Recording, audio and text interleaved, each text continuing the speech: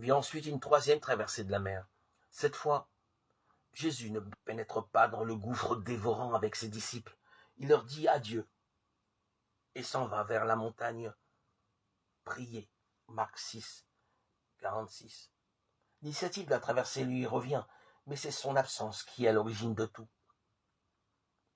Il oblige ses disciples à monter dans la barque et à le précéder de l'autre côté, vers Bethsaïde, pendant que lui-même renvoie la foule. Marc 6, 45.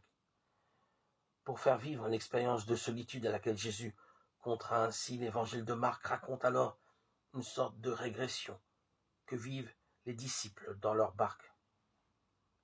Le soir venu, la barque est au milieu de la mer, et lui, seul sur la terre. Il les voit se tourmenter à ramer, car le vent leur est contraire. Marc 6, 47.